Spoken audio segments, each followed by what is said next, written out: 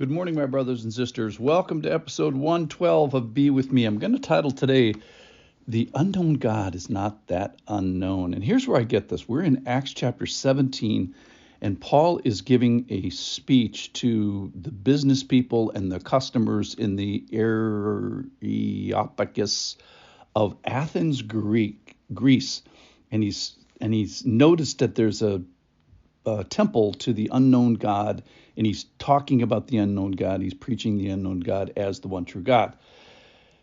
And he says, and he made from one man every nation of mankind to live on all the face of the earth, having determined allotted periods and the boundaries of their dwelling place, that they should seek God in the hope that they might feel their way towards him and find him. Yet he's actually not far from each one of us. And then this is the interesting part here today. This is Acts 17, 28. He quotes their secular poets, two of them. Here's the first one. In him we live and move and have our being.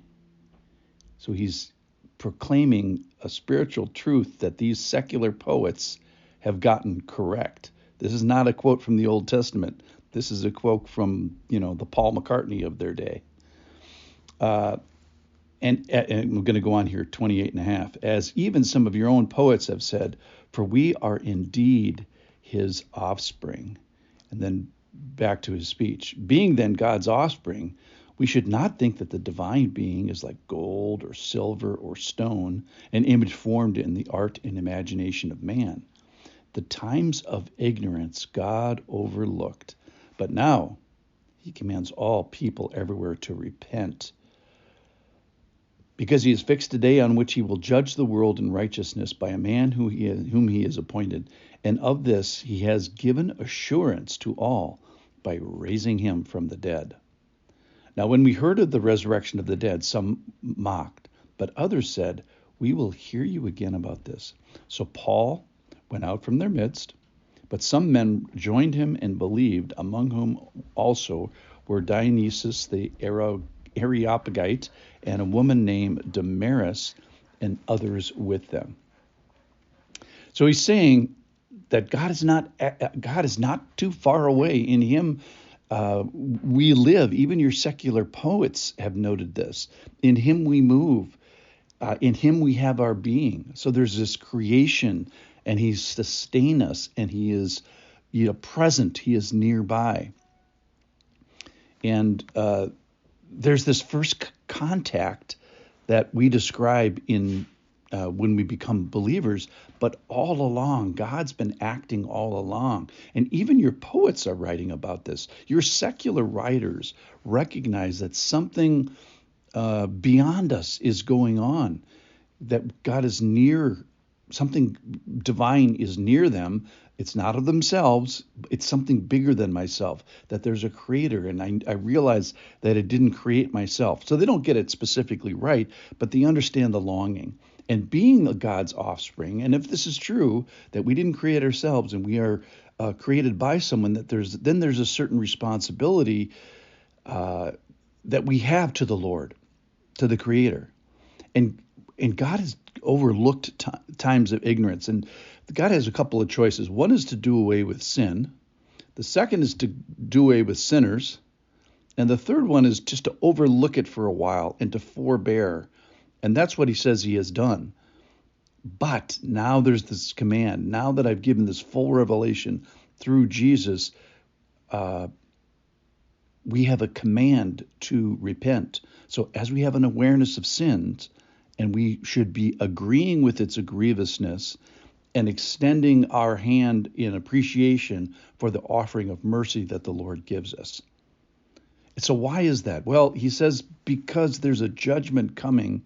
There's a fixed day where the judge will judge. And how will he judge? He'll judge righteously. And how can we be assured of this? Like, what's the seal on this? What's the guarantee? Well, it's the assurance by the resurrection that Jesus has demonstrated. So this authenticates this message that we're giving. This tells us that this message is approved. It's the critical element that his resurrection is the evidence of all Christians' future hope. So the response here then is kind of fun.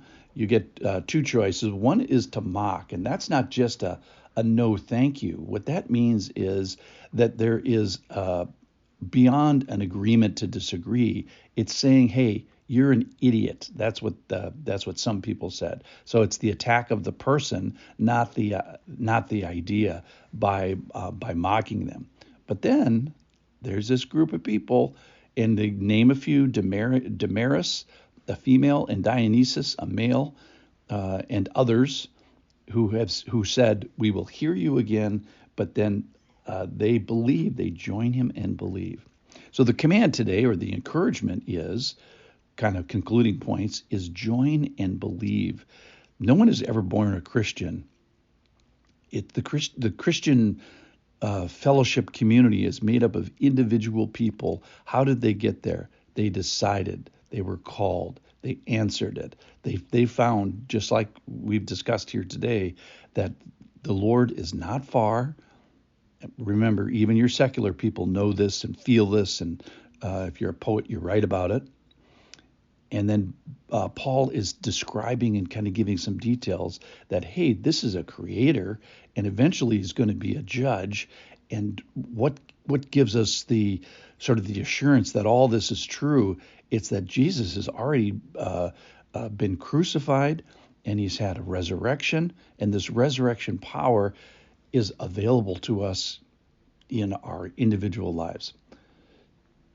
So the fun thing today is that even secular poets, in feeling and seeing and appreciating the evidence of this unknown God, is not that unknown. I pray that he would be known to you today.